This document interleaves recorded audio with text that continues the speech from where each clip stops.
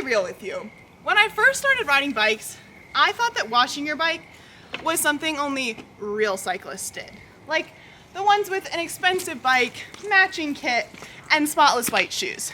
But what nobody tells you is that if you want your bike to last, your ride to stay smooth, and your wallet to stay intact, then washing your bike isn't just for the pros of the Tour de France, it's for you too.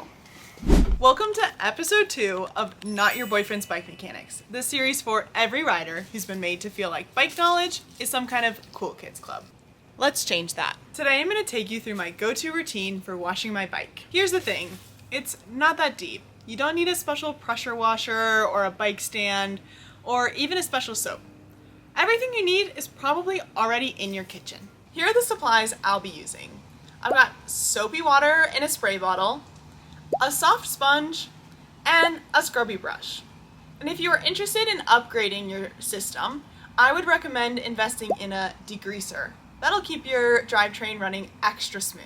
Now let's wash our bikes together. The first thing I'm going to do is start with my soapy water, or here you would use your degreaser, and I'm going to spray down the cassette, pedaling backwards to make sure it gets all over, and I'm spraying it backwards to avoid my brakes. Your brakes only need water, or if they're especially problematic, they can have their own cleaner, but for today we're just using water. And then I'm going to spray my jockey wheels, which are these two components here, also while pedaling backwards to get it all spread. And then I'm going to come forward and I'm going to spray my chain ring. And then I'm going to let that all sit for a minute. Now I'm going to take my same spray bottle with soapy water and spray down the frame.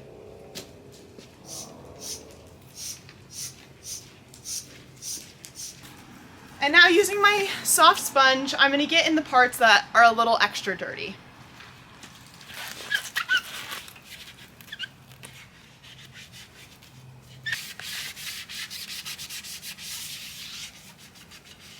Then I'm going to grab my brush and I'm going to get in there scrubbing down my cassette and chainring.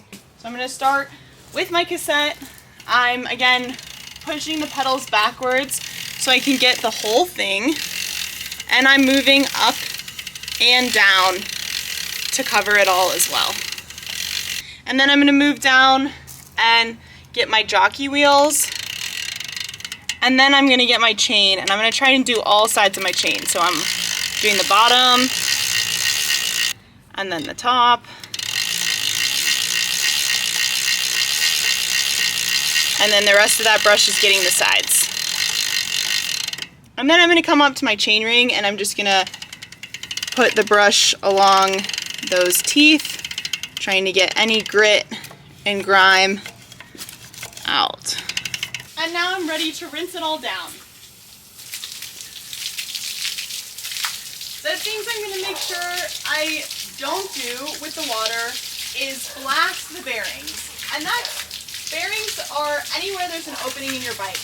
So like at the front fork, there are bearings in here, and down where your pedals connect, there are bearings there also. And I'll spray other parts, make sure that the mud gets off, and then watering down the brakes. Now that it's all clean, I'm going to go in and with a soft towel, just wipe off the wet parts. And then once I'm happy with that, I'll give my bike a little bounce to get the water out of all the little hidden places. Now, how often should you be washing your bike? In the summer, I wash my bike once a week, or if it gets particularly muddy. In the winter, I'm washing it almost every ride. If you're riding on salted roads and you're not washing your bike, that's gonna seriously eat away your bike parts. I'm talking corroded chain, rusted bolt, not cute. So yeah, washing your bike is kinda essential.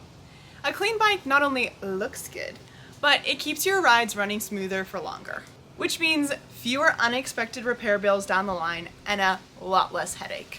If you've got questions, drop them in the comments and hit that subscribe button to show the series some love. Thanks for hanging out for episode 2 of Not Your Boyfriend's Bike Mechanics. Next week, we're talking about lube.